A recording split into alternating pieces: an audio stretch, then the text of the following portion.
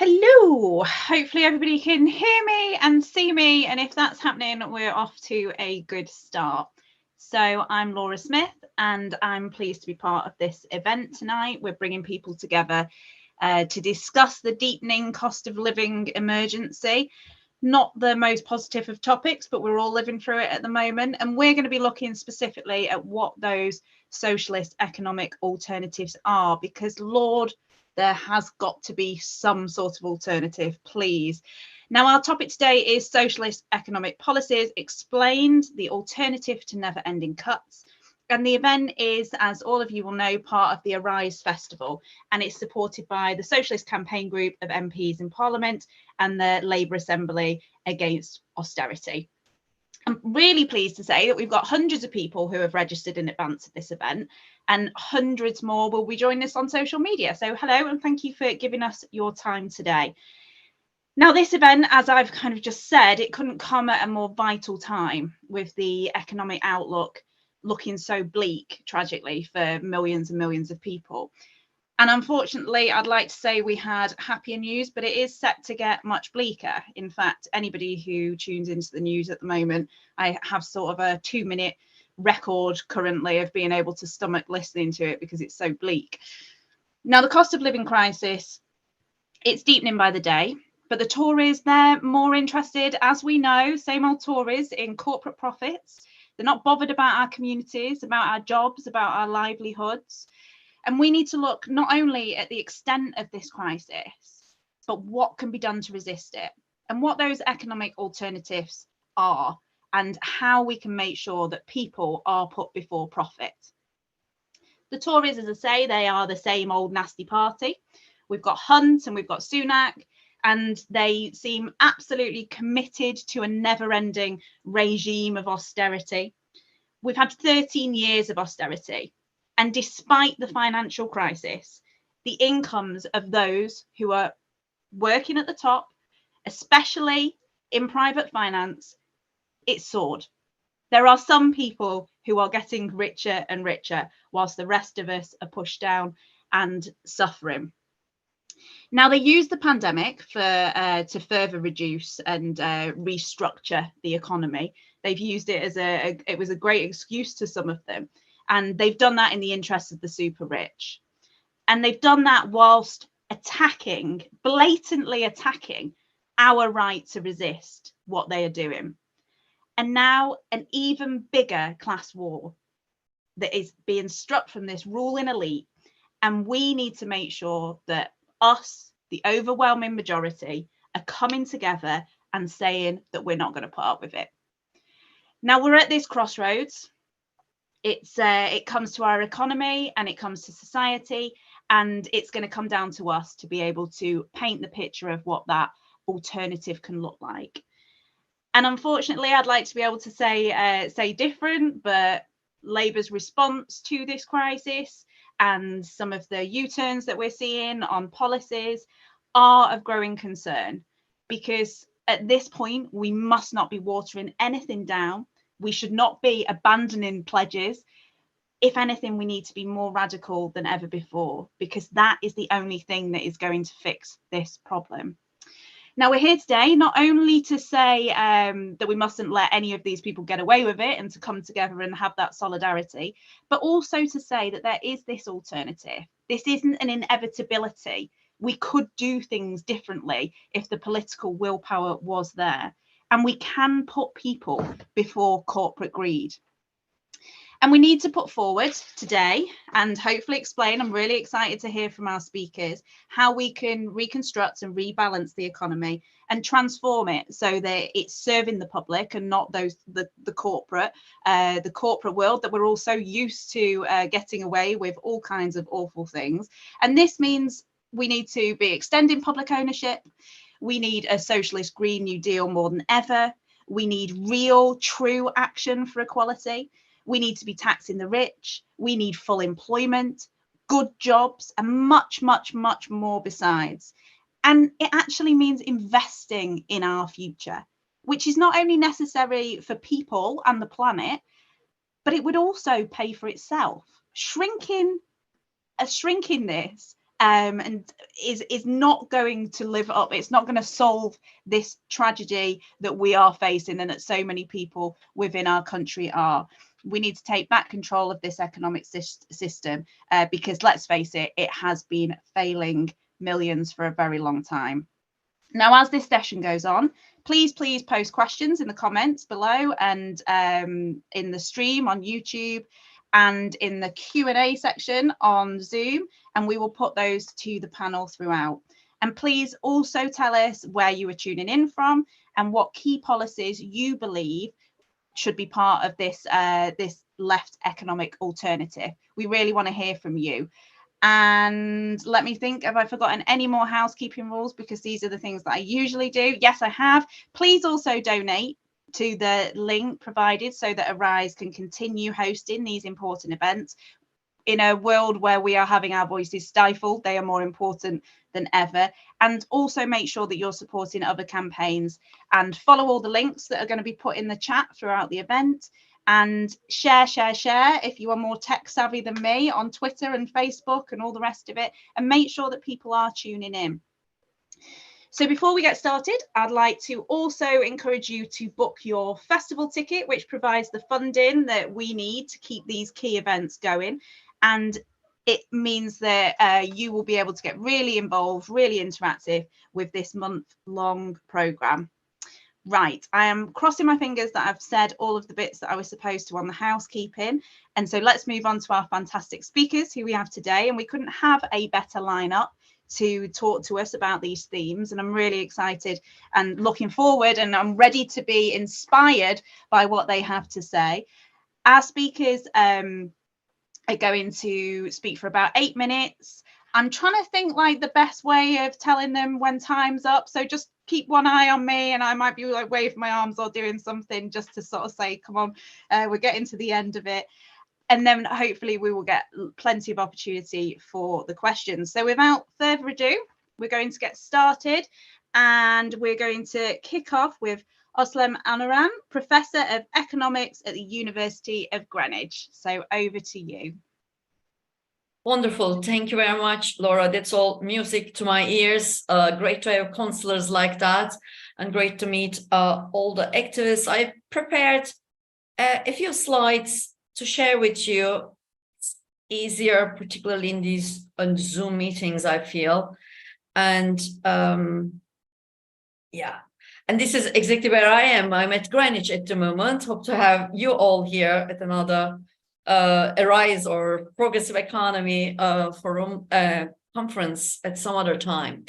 I'll go over the big picture in terms of how we can get out of this dystopian science fiction that we are living in and move forward to a green, caring, just transition. What are the policies to do that? And I'm a yes, we can and we should kind of economist, in the sense that there are policies to get out of this dystopian current situation, and we should move very quick and very big about that.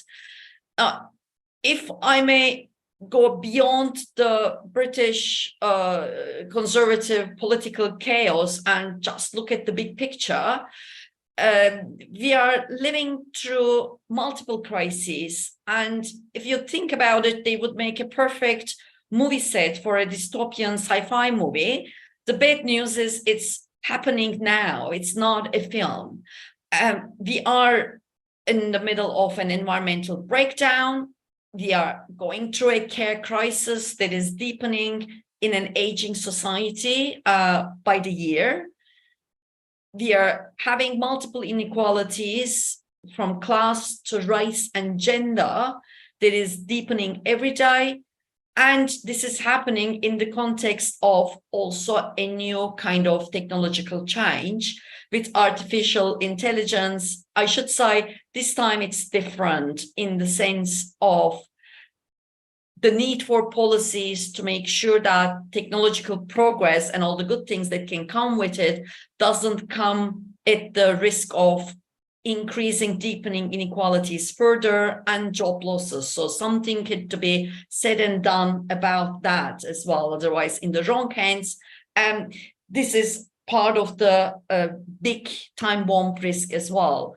On top of this big picture, since last year, we are living through now war in Europe, deepening with Russia's next stage after 2014, the next stage of invasion of Ukraine. And of course, all these are intermingling with each other. There is deepening the need for energy sovereignty, independence from fossil fuels. That, of course, has created a totally new wave of cost of living crisis. And no matter what happens to inflation, that cost of living crisis is very deep and is not going away for the majority of the working people in terms of food crisis and more problems to come that I will talk about later in terms of dealing with debt in the face of high interest rates. So all these crises are interlinked and neither can be solved alone in isolation. Is there a way out of that? Well, yes, there is a progressive way. That is what I call the green, caring, just transition. I have the color coding here. This is very much in line with what Laura called the Socialist Green New Deal. The beauty of what I'm trying to do with this color coding is to bring together what we learned from climate activists, feminist activists, and of course, centuries-long labor movements heritage. And just for a moment, if we think how that progressive way could look like, I like calling it a totally new paradigm. So imagine, sit back for a moment, imagine there is no conservative government, and imagine Rachel Reeves is not buying into conservatism in small c in terms of fiscal conservatism and thinking that we need a fiscal credibility rule. Imagine we start thinking very different and start asking what are the needs of the society. So what policies do we need to address these needs? So a little bit of my take on the idea of to everyone according to their needs. So let's look at the needs of the society and let's deliver them. So questions here should be questions like what should be the ideal public debt to GDP ratio or budget deficit? No, we have to ask questions like this. How much investment do we need every year in the next 10 years? 2 terms of a Labour government in the green economy such that we accelerate the transition to a net zero carbon economy. Other questions for me, the care crisis means we have to ask questions like how many care workers are we going to employ, new care workers to meet the demographic needs of this society, and how are we going to decently, adequately value their contribution, all those care workers in healthcare, social care, education, or childcare that we have clapped as key workers who are undervalued. So how many workers with really decent wages, how much does it cost? You will have a longer list of questions. And then the question we will ask is, what are the tools that are in our toolkit? We should use all of them, mobilize everything. It's a war. We're trying to tackle these very deeply intermingled multiple crises. And we need to use all the means of funding. The tools we have range from fiscal policy to monetary policy, industrial policy, labor market, and social policies. And we need to make sure they talk to each other. And we need to make sure that it's not just about 1 year, it's not just about 4 years, it's about long-run thinking. Having said that, obviously, there is short-run emergencies that we need to deal with today, in the first month, first 100 days, or now as activists, making sure that we hold the government to account. But we need to think long run and have adequate policies in place for 5 years, 10 years. And this is not rocket science. This is not utopian. So what I want to say, well, there is a progressive way for green, caring, just transition. Starting with the short-run emergency, living in the thick of the cost of living crisis for many working class people, we need to today arrest that cost of living crisis. The way to do that in the very short run is to go for price controls. That's how you deal with short-run shocks like we have experienced with the war or the pandemic and the supply chain bottlenecks afterwards. And this is also how to deal with the second phase of inflation, with greedflation, as we call it, or the increase in the profit margins of the firms. So how do we deal with the profiteering-led cost of living crisis? Well, you control key prices. Of course, one of them is the energy price.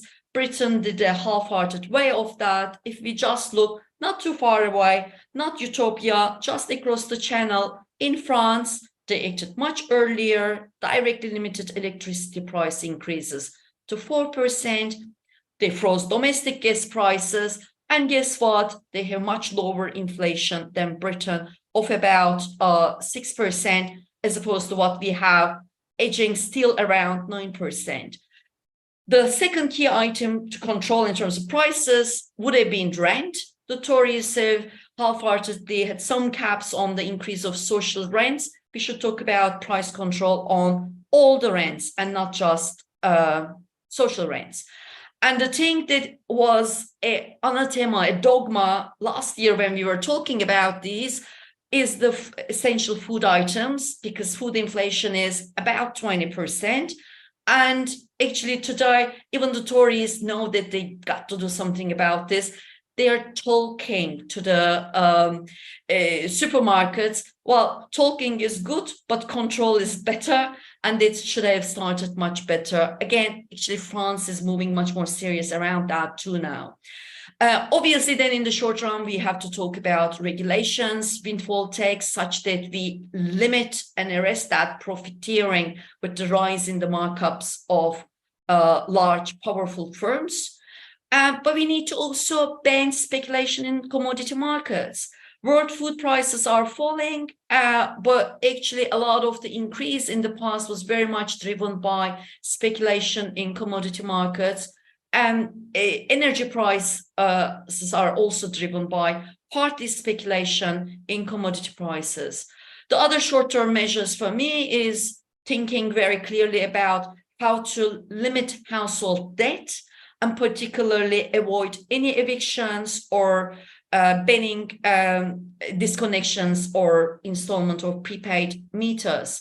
Of course, moving a little bit beyond the short run, it's about really giving workers the bargaining power, using all the policies we know are very effective, such that we reverse all this squeeze in wages, particularly on low incomes. That's about increasing public sector pay, increasing the minimum wage. We were last year talking about a proposal for a £15 per hour minimum wage. With inflation, we have to probably look at that again. It's about strengthening the trade unions and collective bargaining institutions. And of course, all these might not be that easy for some of the small firms at the very bottom of the firm distribution, who are themselves squeezed with the increase in inflation. So we need to also think how we can reactivate short-time work arrangements such that we make sure that this doesn't come at the cost of firms shutting down and increasing unemployment. But most importantly, you tackle these multiple crises moving medium run, and the key there is public investment. This is how you can make sure that all the price controls I have just advocated doesn't lead to shortages or long-term need for rationing. If we are controlling rents, we have to build more of our own social housing. If we are controlling energy prices, we need to build our own publicly owned renewable energy. I use publicly owned here in a broad sense, that it can be central government, local government, or cooperatives. So we need public investment at a massive scale and very urgent.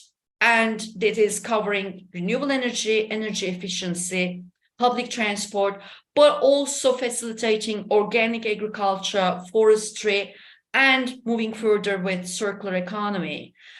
For me, a needs-based policy has to also avoid competition between needs. If we are clear about the demographic challenge in an aging society, about the care needs, we need also public investment for universal basic services provision by the public sector in the care economy. So the feminist color purple, investment in the care infrastructure that is hiring more teachers, for more nursery teachers, more nurses, doctors, and social care workers, investing in the care economy.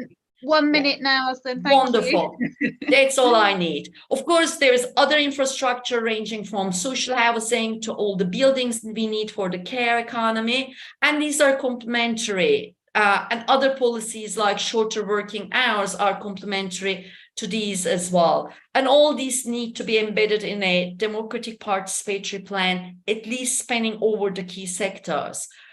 We are always asked, how do we fund it? There is money. The good news is if the public sector invests, that creates more employment, more income in the economy, and thereby, even without you increasing any tax rate, it creates more tax revenues. And the effect of that, the so-called multiplier effect of public investment, is very high. But we need to use all the tools because the investment needs we have is huge and urgent. We need to tap into progressive taxation of not just income, but also wealth. We have looked at taxing the top 1%, how much income we can generate with that in terms of tax revenues. Well, the good news is there's about 75 billion pounds. That's about 20% of our current tax revenues. Of course, in the very short run, we will need to borrow a lot because even the wealth taxation with all its income generating potential will need time to establish, whereas you need to start spending in your day one as the government. And we need to redefine what is the good areas of investment. So we need to redefine what we understand from infrastructure. It isn't just the green renewable energy infrastructure, it is also the care economy infrastructure. So hiring more nurses, nursery teachers, care workers is also infrastructure. Then it makes it a lot more credible when you borrow for what we think to be just current spending. Labour Party had a good proposal in the previous manifesto about a national investment bank. I'm not going to go into detail of that, but last point, we need to use our monetary policy, that is what the Bank of England is doing, much more creatively to make sure that it accommodates what the government is doing in terms of public investment, targeting not just inflation, but also full employment with good jobs. That would require, if need be, Bank of England buying government bonds directly from the government. I would propose to put a lot higher weight on full employment than inflation. I would propose having a not as low as 2% an inflation target, but a target that is consistent with full employment and the inflation investment needs. That's for me about 4 or 5% inflation target. But most importantly, monetary policy should be accommodating what government investment policy, fiscal policy is doing. We have cracked the numbers for you, so all these actually would work, but I'll just add by saying there is a way. Well, this is the way, and this is the only way. This is our last best chance for peace. Awesome. Thank you very much, Laura, for your generosity. No, thank you so much. And it's the bit I hate about chairing is I could listen to the solutions all day. So I wish we had more time. So thank you. And I totally agree with what you were saying. And one thing that really struck me was when you just said, yes, we can, and yes, we should. And that we're not asking for the world, are we? And imagine if we could just look at what a society needs and kind of make things work for them. Wouldn't that be wonderful, without being told that we're being ridiculously radical by even daring to suggest it? Look, thank you so much, and thank you guys. We've got over 300 people who have joined us. I've got a little list of where you're all from. So we've got people from North London, Leeds, Edinburgh, Nottingham, Wales, Woking, Loxheath, Birmingham, Chesterfield, Ireland, Portsmouth, Paisley, Stroud, Durham, Bury Street, St Edmunds, Birkenhead, Southampton, and of course me and Crewe. So we've got a nice mix all across the country. Keep your questions and things coming in. I'm going to just pass really quickly over to you, Patrick Foley, to tell us a little bit about Arise and the marvellous work that you all do. Thank you, Laura, and thanks for sharing great stuff so far. I just wanted to take a few minutes, one, just to thank everyone for getting involved in Arise over the month. It's really been quite an inspiring, people-powered political festival. We've had, I think, thousands join in all our sessions across the month, and tackling a really crucial range of issues for the left, including economic policies and tackling the crisis like today, but also defending Labour Party democracy, and even some more discursive ones on things like Ireland and Marx and Engels. And it's been really inspiring just to see so many people take part across all of our sessions. And I've just had a message from Kirsty in the Q&A saying that she's a monthly donator, so thank you, Kirsty. But I would like to implore everyone who's on the call today to donate £10 or whatever they can afford to Arise, just so we can keep putting on events like this and keep building our platform for left voices and socialist voices and international solidarity movements, just so we can keep building our platform, keep giving people these crucial spaces to fight for policies like the ones we're hearing about today from Özlem and others.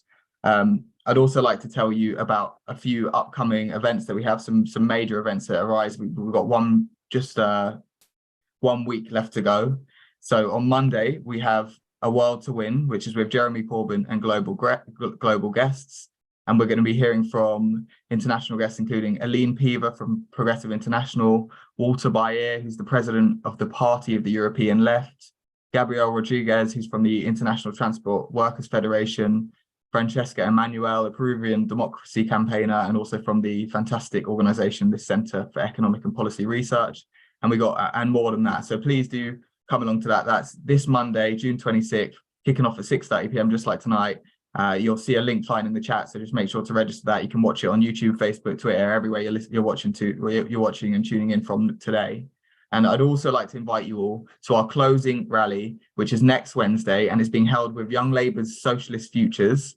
And we've got a fantastic range of speakers from across the movement. We've got Becky Long-Bailey MP, Jess Barnard, who's a brilliant voice for members' rights on the NEC at the moment, a very difficult job she's doing there. We've got John McDonnell, we've got Beth Winter, who's faced a really tough selection battle, and some serious questions raised about the democratic processes involved in that. So we're really looking forward to hearing her. We've got NHS campaigners, we've got leading trade unionists. So just please do take a look there. You can register in the link that's just been posted, and it'd be fantastic to have all of you on this call join and more. That's next Wednesday. I'd also like you to just quickly say, if you don't follow us online already, please do follow Arise Twitter, Instagram, Facebook. We've got a podcast now, the YouTube channel, which I know a lot of people tune in from. So yeah, just get stuck in, help us share our messages. If you miss any, we've got them all available to watch back. Share them, get them out there. There's some fantastic stuff that shouldn't just be kept to this month alone. A lot of this content is really good and really informative. And finally, I'd just like to end on one final plug to donate. Please just take 2 minutes. It really, really makes a huge difference. And with thousands of you getting involved, we want to do more. We want to do more, and we can't do that without a little bit of support. So yeah, please donate. Thank you so much for being here. And back to you, Laura. Thank you, Patrick, and thanks again for the work that you do. Goodness, we need left voices out there, don't we? So now more than ever, we're not going to hide away. We are still here. We're more popular than they say that we are, and we'll keep on going. So well done, guys. Without further ado, I'm going to hand over to you, Kat. So Kat Hobbs from We Own It. For those of you who don't know about We Own It, they are just a campaigning force against privatisation. I'm not going to waffle on. Kat, I'm going to hand over straight to you. And like I said, if you see me doing this, it's okay. Do cut in if I go over, Laura. Thank you. No problem. And thanks to the whole Arise team for organising this, and Labour Assembly Against Austerity. Really great to be here, and it's really important to have this kind of platform for us to be able to talk about the solutions. And thanks to everybody for being here on a Tuesday night and being positive. So I'm the director of We Own It. We campaign for public ownership. And I want to talk a bit about that, focus on that. So as we've touched on, we're suffering because of cuts, because of ideological privatisation.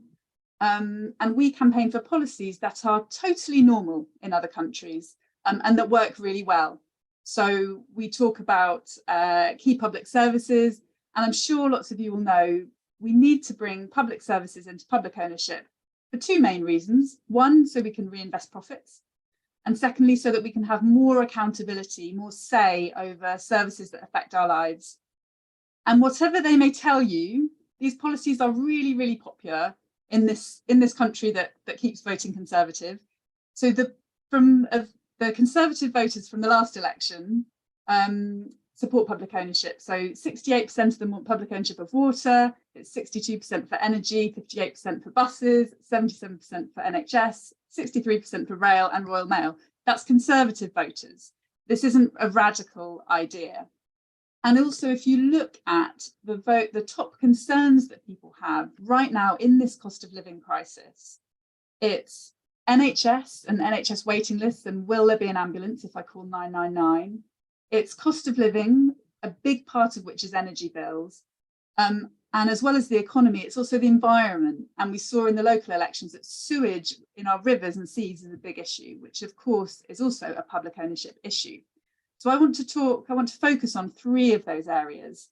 And I'm going to talk about what you can do about it as well. I'm sure we've got lots of campaigners on the call, but I'll give a shout out to some of the people working in this space and what we're doing as well at We Own It. So on the NHS, we know that 13 years ago, our NHS was the best healthcare system in the world. And now we've had years of austerity, years of cuts and underfunding, and also opening it up to the market. And now we've got terrible statistics where, 120 patients are dying a day before the ambulance gets to them, millions of people waiting over 2 weeks to see a GP, and then millions more being forced to pay for operations privately, or if they can't afford that, which lots of us can't, then suffering while they wait. And so we're about to launch a big new campaign in the run-up to the next election. The message of that campaign will be to say that the private sector cannot be the solution to this current crisis in our NHS. And the reason that the private sector can't be a solution is because, firstly, it's failed. We've seen test and trace, 33 billion going into that. It totally failed. Outsourcing, we know now, research from Oxford University shows that there have been 557 excess deaths because of decisions to outsource. We know that private hospitals have failed to really dent the waiting lists, and no wonder, because the private sector benefits when more people are waiting. We're moving towards that US-style system, which we know doesn't work. But also, the private sector will never be the solution because it's not set up to be. So the key messages that we're going to be putting out in this campaign are, if it's only the NHS that can take care of you when you're at A&E, it's only the NHS that's going to be providing an ambulance. The private sector doesn't do that. It doesn't do that A&E service. It's the NHS that trains up our doctors and nurses, and the private sector just leeches off them. And it's the NHS that will deal with complex cases and pick up the slack when things go wrong. The private sector just cherry picks. So I think we're in this situation right now where you've got both the 2 main parties saying we have to have choice, we have to have the private sector. And maybe that sounds intuitive to people, but it's actually completely wrong. And I think our job in the run-up to the next election is to make it really clear why that's wrong, that the private sector cannot and will not be a solution. And so we have to have serious investment in the NHS and an end to privatisation. And what we're going to be saying to politicians is, you need to invest in the NHS, not the private sector, because there is a choice there. You need to be insourcing contracts and not outsourcing.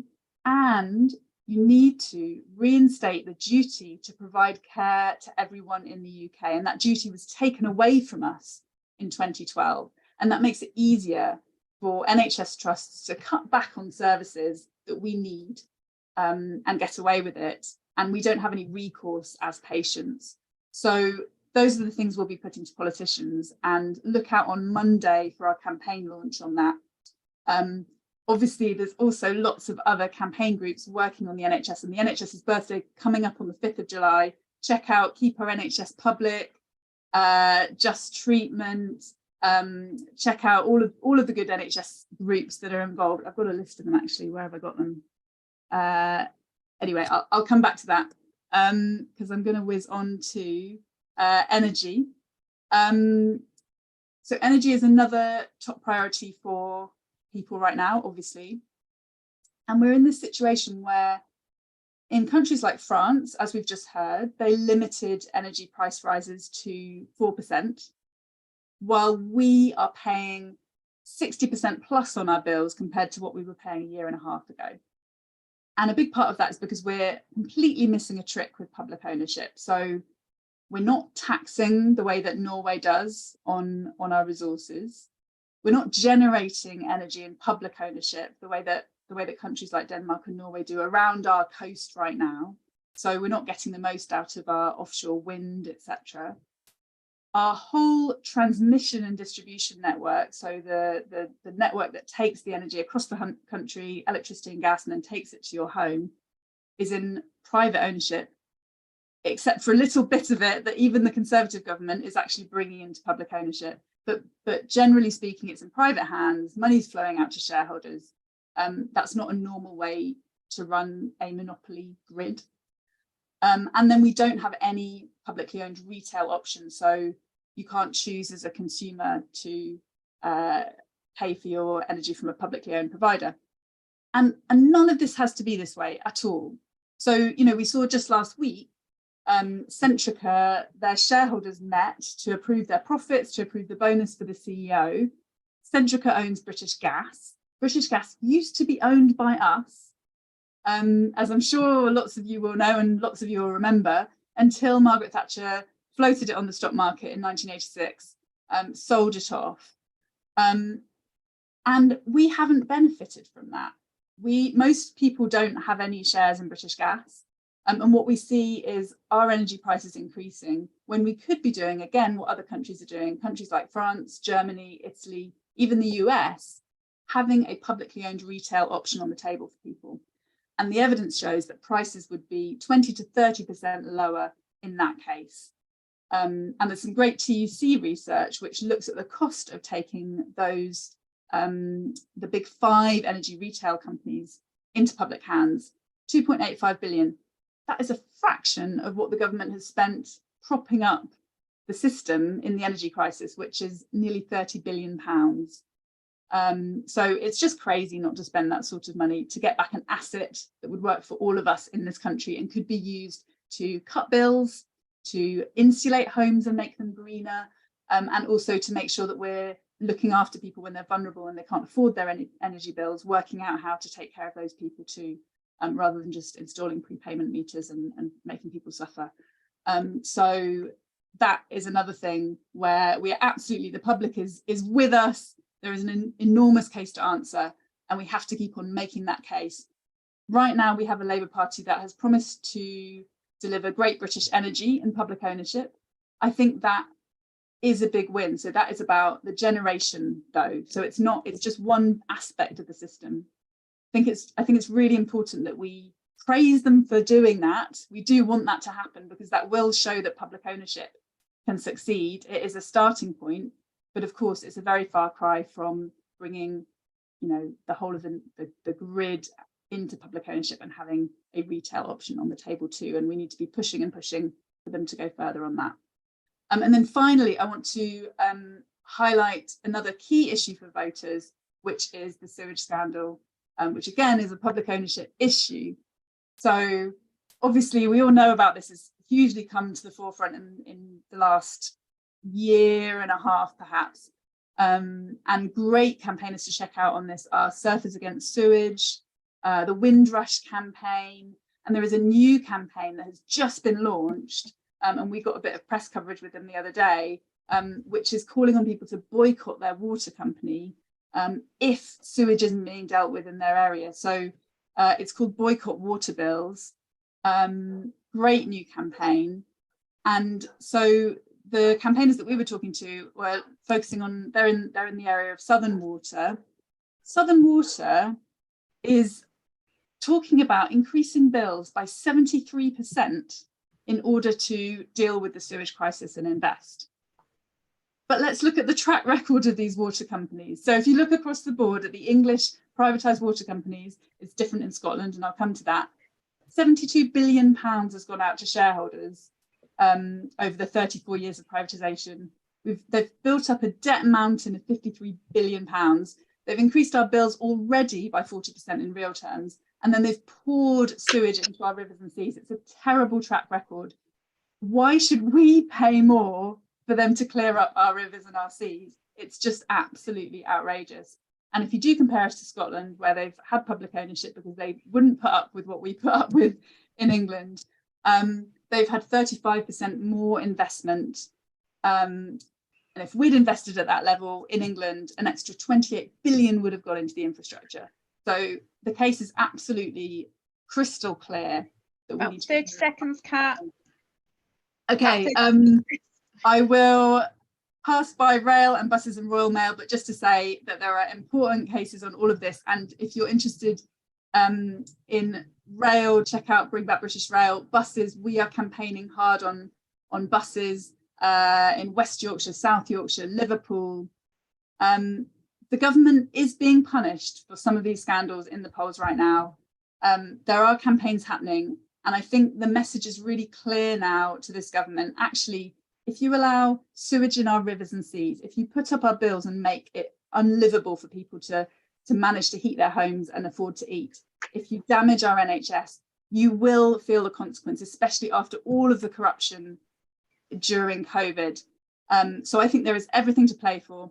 Please sign up to We Own It, weownit.org.uk.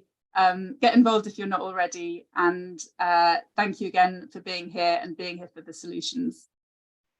Thank you so much, Kat. And again, apologies to have to kind of wrap you up. And what you said is absolutely right. I'm looking forward to this campaign and the private sector. It cannot and will not be the solution to the NHS. And it is not the solution to anything, as you've very quickly and eloquently summed up there for us. Richard Burgon, I'm going to come over to you. Nice to see you. Richard, of course, is Secretary of the Socialist Campaign Group of Labour MPs in Parliament. And he's also, you know, really working away to help the guys bring these events to you. So thanks for doing that, Richard. Because we are just a tiny bit short on time, I could chat all day to you, but I'm going to pass straight over to you, and then hopefully we'll get lots and lots of questions. Great stuff, Laura. Thanks very much. And I'll try and keep in your good books by being relatively quick. It's the deepest crisis in decades. The biggest fall in living standards in 70 years, wages are being driven backwards, soaring inflation means energy and food essentials are now unaffordable for many. It's right that the whole of our movement is focused on how do we address this crisis. But to really tackle this crisis, the solutions we offer must address the new realities that we now face. The reality is, I'm afraid, this latest wave of crises is no one-off. It's part of a protracted period of crisis. Our economic model is broken, having stagnated for well over a decade, especially for workers. Wages are now back at 2005 levels. That's approaching 20 years of flatlining, the longest attacks on wages in 200 years. This is almost completely unprecedented. Nobody alive and working in Britain today has ever seen anything like this. And alongside that, the public sector has been gutted through a decade of austerity cuts. On top of these economic issues, climate change is increasingly affecting our world, from the price of the food we import to the levels of investment we will need to adapt to and limit climate change. And all that means, I think it's important to stress this, that the next Labour government that we all hope to see soon will not be coming to power as it was in 1997 with strong growth, meaning that it could easily redistribute funds from a booming City of London to public services.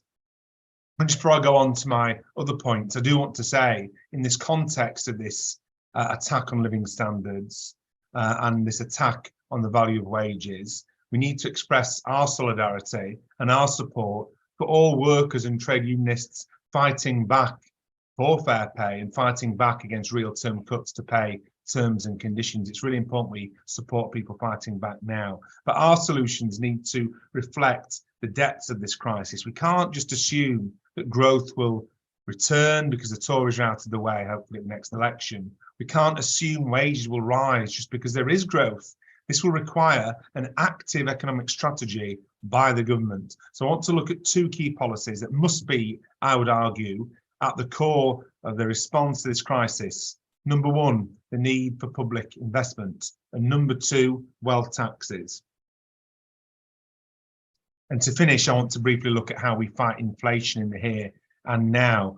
But this week, it's been sickening to see, in the face of all the evidence, Cameron and Osborne claiming that austerity didn't leave the NHS weaker.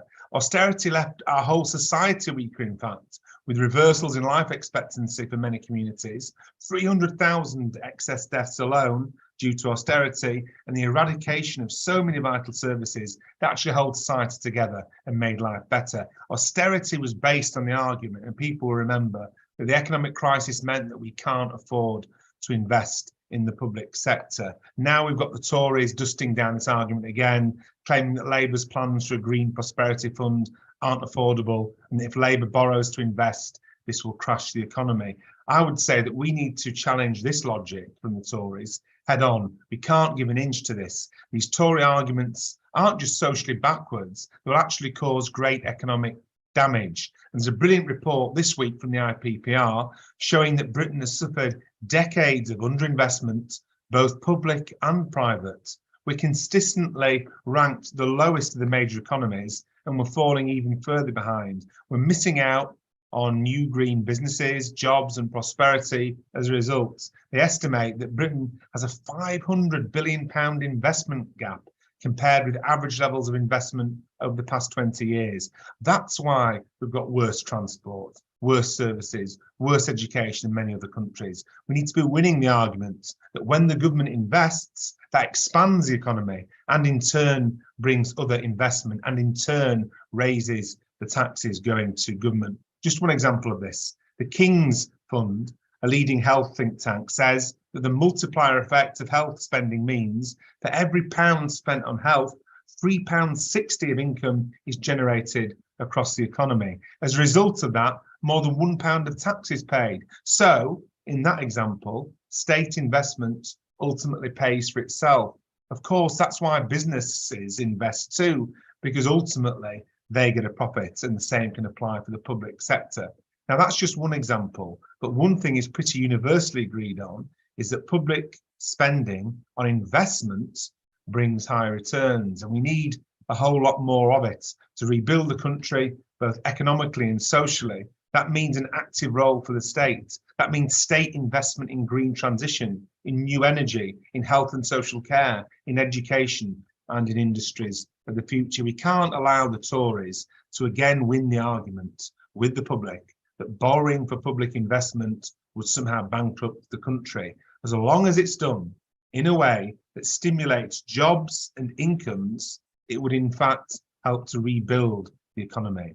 And as part of this discussion on public investment, we should of course include the need for greater public ownership, and Kat's covered that in great detail, and all credit to We Own It for the fabulous work they've done on that. Now, of course, borrowing to make these public investments is now more expensive than previously because of the damage Liz Truss's budget caused and due to the ongoing reckless Tory policies that are failing to deal with inflation. And that's one area where wealth taxes come in. It's increasingly clear that a wealth tax has a key role to play in providing the resources needed to invest in our public services and to tackle climate change. We can raise tens of billions of pounds per year, nearly 40 billion, by three simple measures to tax wealth more fairly. Number one, an annual tax of 1.5% on wealth above £10 million would raise £17 billion per year. Number two, ending non-dom's tax avoidance scheme would raise £3 billion. And number three, equalising capital gains tax with income tax rates would raise £16 billion per year. In doing this redistribution, we would be redistributing from those who have done very well out of the last period to those who have lost out. Because for some, this isn't a time of crisis, it's a boom time. The Sunday Times Rich List 2023, which you may have seen, revealed that the total wealth of UK billionaires has nearly tripled in the last decade to an eye-watering £684 billion. And it's up £31 billion in the last year alone, when living standards have plummeted for everyone else. Such figures are almost too large, too difficult to imagine. So to put it another way, they've increased their wealth by £120 million every single day for 10 years. 120 million pounds every single day, increasing their wealth for 10 years. This soaring wealth of the billionaire class is the flip side of weak wages. As the share of the economy going to workers has gone down, the share going to the super rich has gone up, and we need to be bold in demanding that this is ended. And it's popular. It's popular. A recent YouGov poll showed that 3 in 4 people would support the Chancellor introducing a 1% or 2% tax on those with over £10 million in assets in order to invest in our faltering economy and in our faltering public services. This even included over 2/3 of Conservative voters. So finally, I want to look at what we should be saying on the left, in my opinion, needs to be done in order to fight inflation. Fighting inflation means tackling greedflation.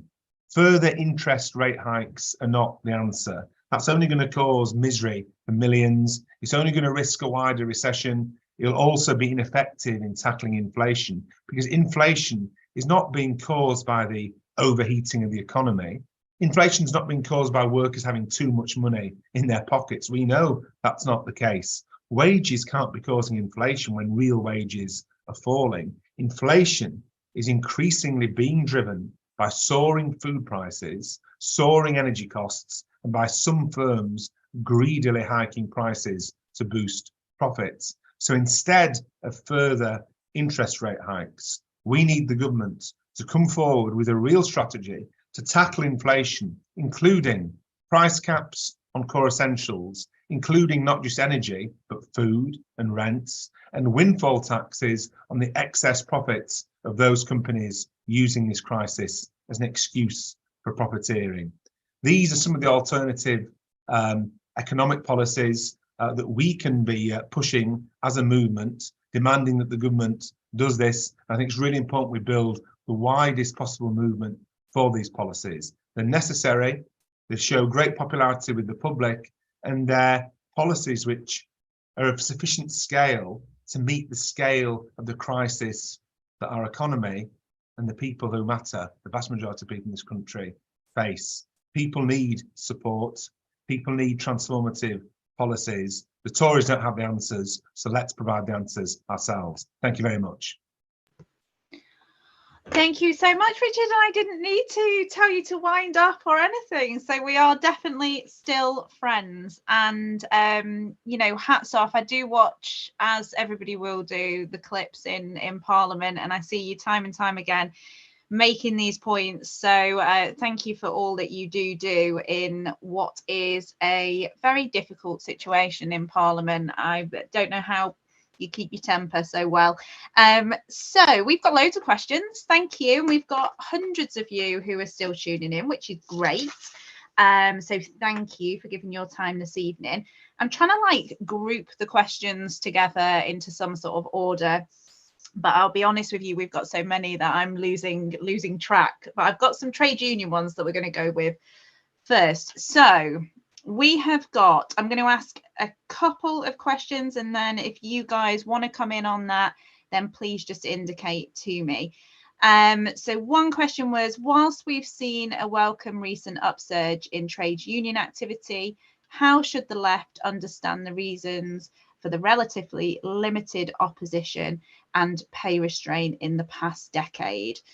So I would add on to that. That's come from Ben, I believe. And I would just add on to that. How do we kind of keep that, what was called the Summer of Solidarity? How do we keep that momentum going and people fighting? Because without doubt, it's been very difficult for many people. I'm also going to throw in there, guys, how are the unions going to respond to this legislation that's been going through that will restrict them further? You know, how do we respond to the constant threat of legislation that we currently have? And I will also just put in, what are the best examples of the left advancing with political gains for the working class in the post-pandemic period? So there's a few just to get us going, and then we'll carry on with the discussion. Is there anybody who wants to come in first? We'll jump at once. else I'll have to do that horrible teacher thing of like picking on someone. Wave to me if you want to come in first. Could Go you on, repeat Kat. the final question, Laura? Say again. What was the final question? So the final question was, what are the best examples of the left advancing with political gains for the working class in the post-pandemic period? So I suppose it's quite easy for us to focus on the all the negative sides, but actually what has been successful? How have we campaigned well? So who would like to come in first? Kat, thank you. I'll just come in briefly just to say, we're campaigning on public transport and we have actually had some wins, and there's a couple of ways that we've won, with lots of different allies. So on buses, we've had some victories. So buses are going to be regulated, so they're going to be under public control in Greater Manchester, starting in September, I think it is, and that's as a result in quite a big way from a campaign that we set up, Better Buses for Greater Manchester, which said this is the obvious way to run buses, this is how it should be done, and now we're building on that in West Yorkshire and South Yorkshire and Liverpool, together with others like Acorn as well. And I think the reason that we can get those victories is because it's campaigning to get mayoral regions to use the powers that they have for the benefit of passengers. So that is something that we can be doing, we have been doing even under this government. So, and we can build on it if we do get a Labour government, because actually Labour does have decent bus policies at the moment around public control and allowing public ownership. This Conservative government actually banned public ownership of buses, new publicly owned bus companies, but we're making some progress on that. And also on rail, obviously, and I want to touch on the question about unions, because I think this government is so disrespectful that it allows this situation to continue where we have strikes, and the government just is quite happy to let both passengers and rail workers suffer, and they're quite happy to let both patients and NHS staff suffer. So that's sort of, I think that's important to highlight. We have to be in solidarity together to say this is not a respectful way to treat our public services. But just quickly to say that on rail, we are getting some victories as well, as I'm sure lots of people will know, because the private companies are failing so badly that many franchises are being brought into public ownership. So we now have this patchwork where ScotRail, Transport for Wales, the railway in Wales, Northern, Southeastern, the East Coast Line, now Caledonian, Sleeper, they're all coming into public hands. Of course, we've still got plenty privatised, but then we also had TransPennine just recently, a victory on that. So privatisation does fail often, and we can push for public ownership. So just a bit of a positive thing that we can be doing even under this government. Thanks, Kat. Do Özlem, Richard, go for it. Yeah, I'm happy to come in. The question was raised about what do we do and what can we do about the awful anti-trade union legislation, the minimum service level standards bill. So I spoke on that in Parliament today, and obviously it's appalling in so many ways, including, amongst other things, the fact that it will force workers who want to go on strike to cross a picket line or risk being dismissed. And of course, it changes the role of trade unions, and it requires trade unions who are meant to be independent, who aren't there to do the bidding of the government or the bidding of the bosses. It requires trade unions to quote, take reasonable steps to ensure that people who are told to go into work. So in other words, we could see a situation where trade unions feel obliged to persuade workers to cross a picket line or face a fine of up to £1 million. It's a real sinister piece of legislation because it changes the role of trade unions completely in our society, in our democracy. So what can we do about it? Firstly, obviously a Labour government will repeal that legislation when we come to power, and that's important. But what can be done before the general election? Something that could be done, and I think that the Welsh Labour government, if I remember correctly, said this already, is that they wouldn't use this bill if it comes into law to sack workers who don't comply with work notices. And so I think that local authorities that are run by Labour, regional governments, I think it'd be good to get as many of these organisations to agree with the trade unions that even in the event of this legislation being passed, you won't use it to sack workers or pursue trade unions in disputes in that way. I think that's really important. And of course, unions can strike deals with private sector employers on that basis as well, for example, in transport. And some employers have even said that they don't want this legislation passing because they think it will lead to worse, not better, industrial relations. In terms of what's the best thing that's happened here in this country since the pandemic in terms of the left, I think obviously the upsurge in trade union activity has been incredibly important, and I think it's really inspiring. I think we do need to, whenever we can, link the industrial and the political struggles together. I think the expansion in public support for progressive policies on a wealth tax, on public ownership, that's due to campaigns like We Own It. And so let's try to build the connection between the trade union movement that's fighting back, between the campaigns and social movements and left and pro-trade union Labour MPs in Parliament to push these policies and put as much pressure on the Tory government as possible. I think we can gain further victories, as Kat has said, by doing that. Thank you, Richard. Do you have anything to add, Özlem? I think one thing to say is there has been a lot of wins in this past year. If I look at the number of disputes United Union has won, certainly I see fighting unions are making a difference. Nurses were out for strike, Royal College of Nurses for the first time.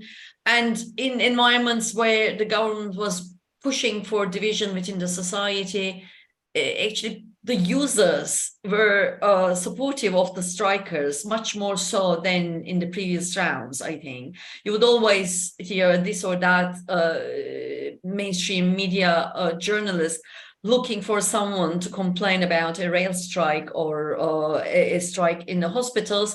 But actually, we were seeing a lot of, in the polls, support, a lot of narratives of support. Linking the struggles is, I think, the key. I'm very happy to see the Labour Party position about that. But coming back to Unite, I think it is really, Labour Party now has to do a lot to convince the unions back that it is the party of the Labour movement. So repealing is, of course, very important.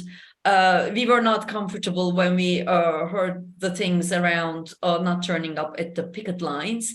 Of course, that led to, I suppose, the backlash. Now I'm speaking very direct, honest among friends, that one of our largest and strongest unions like Unite, a little bit distancing itself from trying to influence policy, in particular Labour Party's manifesto process. I think that's a loss. I'm very much hoping that this close link between the trade union movement and the party will be reinstated and improved. Of course, I'm looking at our socialist MPs like Richard here to make sure that sort of ties will be strengthened again. So it is not just, I say that to the trade unions as well. They have a role to play in influencing the big policies, macro policies. They shouldn't see it as it's only the workplace battles that we can win, and it's our limit, and Labour Party isn't listening to us. So it is important, yes, to be at the conference, yes, to have influence in policy-making process at all levels. But we have to do from within the party itself also to win over the trade union movement. Again, I'm speaking with my both hands as a union member, but also a party member, and I'm unhappy about the unhappy relationship we are having at the moment. Thank you. And, I completely agree. The political and the industrial has to go together, and we have to be fighting together. So just quickly, we've had loads of people who have been mentioning about wealth taxation. One person who did that was Kieran. We've got universal basic income coming up, and Wanda talks about a version that's being trialled in Wales right now, and spoken about the 4-day working week. So I'd be interested if anybody has any kind of thoughts on that in a second, but I'm also just going to put a last couple of questions to you. So, I like this one. What sort of policy can we have to address the bank's greed and how they can get away with so much, including with regards to the mortgage crisis that will be very real to so many people? And on that, I would also just like to speak out about the absolute hell that renters are facing currently and have been for such a long time. And then we also have had a very good question.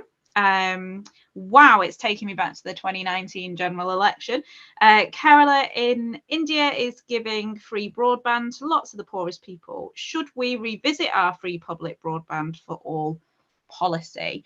And on that, I'd like to just tag on something that I did read. I can't remember who put it, but just, and I know that lots of you guys are already doing this, but just some firm actions for people about how we can bring people together again around these policies that will change our economy, that are sensible, so that we can be proud and bold of the views that we have. So who wants to kick off? And then we will wrap up. So thanks everybody for staying with us. Go on then, I'll start with you this time. Is there a specific question on the wealth tax? Just to make clear, I don't see in the Q&A any question on the wealth tax. Was there something more specifically formulated? We've just had people who have been talking about the wealth tax and what people's opinions are on it, and obviously Richard spoke to it, so I think it's more of a discussion that's been happening on some of the stream. So if you have anything that you'd kind of like to throw in on it, then feel free. Yes, thanks so much. I mean, these are all very dear to my heart. Short working week, this is the only way to actually make sure that workers benefit from technological change and increasing productivity. And the pace of shortening of the working week has dramatically slowed down since the 1980s. But compared to the 19th century, we're all working part-time today. So historically, working week has shortened substantially. So certainly there is enough scope for a 4-day work week or substantially lower working hours per week, however it's convenient to organize. And this is also one way of reconciling full employment with climate change. So there's a lot of things linking shorter working week with a more greener way of living and lower emissions. So it's equitable, it's green, and it is a way of making sure that we all have decent jobs without burning out. On the universal basic income, I think I want us to really ask questions like, what do we need to fund? Do we want universal basic services in health, social care, childcare, education? Well, yes, I do want. Do we want more investment in social housing, in public transport, renewable energy, upgrading our grid, insulating our homes, energy efficiency? Well, yes, we do want. Once you add these numbers down and once you have universal basic services in the sense that there's in-kind provision of a lot of the things we need, I would on top of it a job guarantee scheme as social policy. There are a lot of jobs that need to be done and they have to be good jobs. And everyone should have a guarantee to have a job matching their skills and their geographic availability and so on. So, and then you have to think how we fund it. It's a lot of spending. It has to be big and urgent. Do we want to also give a non-means tested universal basic income on top of it? Will we need it? I want to ask these questions. And how big that can it be?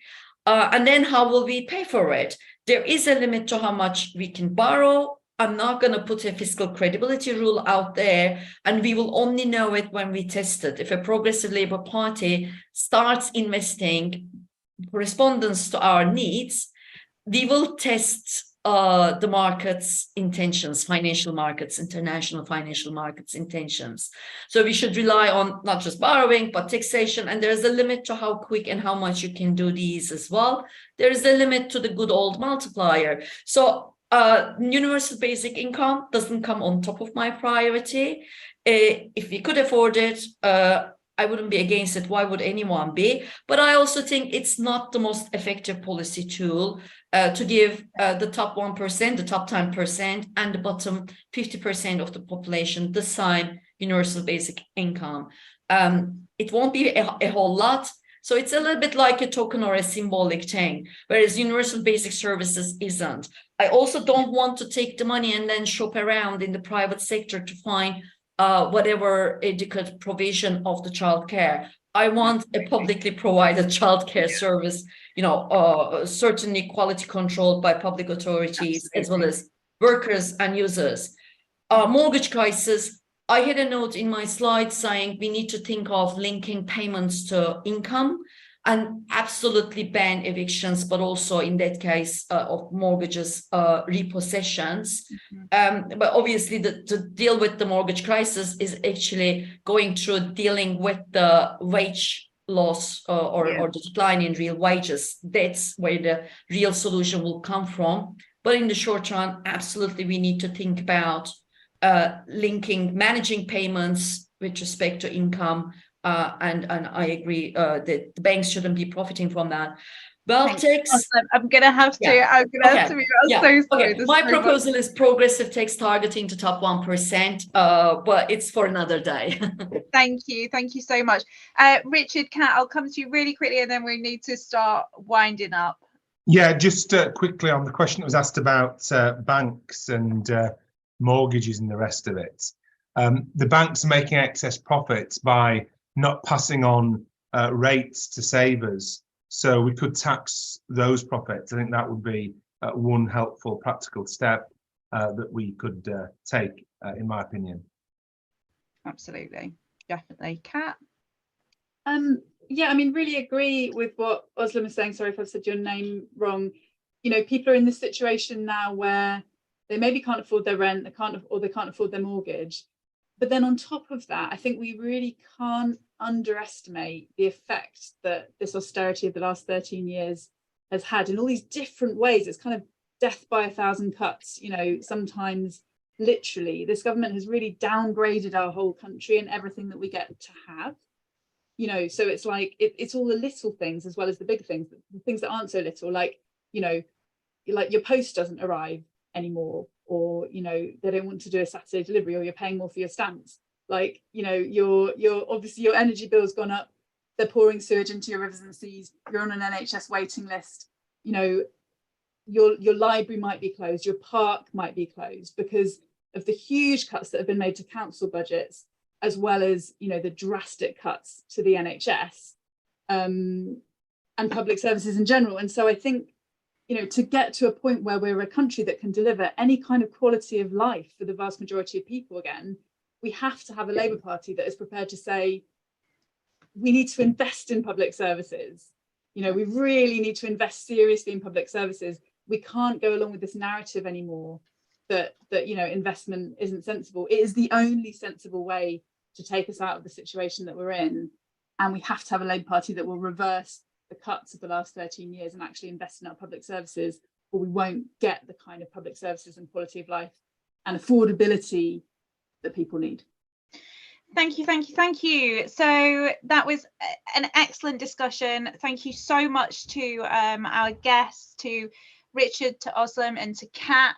I hope that all of you who have joined us have enjoyed listening to the discussion, have got something out of it, are feeling a bit inspired, are feeling like joining Arise, definitely, but also all of these fantastic campaigns. And our key message from today is that to all those people who are fighting at the moment, if your struggle is at home, if it's in the workplace, if it's in your education, in towns and cities and all across the UK, we stand with you, and together we can demand change. I firmly believe that. We just need to take that fight to the Tories, and we need to use every single platform that we can, including this one, to grow and to make people feel empowered, and that things can be different, because they definitely can. Thank you to everybody who has participated, be it online, on the Q&As, etc. Sorry that, as always, we only get to do a small handful of the questions. Thanks to Patrick and all of the volunteer team, and I've made it in my diary, so next Wednesday I will be on this fabulous online rally. And look, take on board all those action links. Don't just see them posted there, have a look at them. Donate if you can, share. We need to build the resistance to the Tories, and we need to make sure that our popular policies are not silenced, and we can do that together. So solidarity and good night.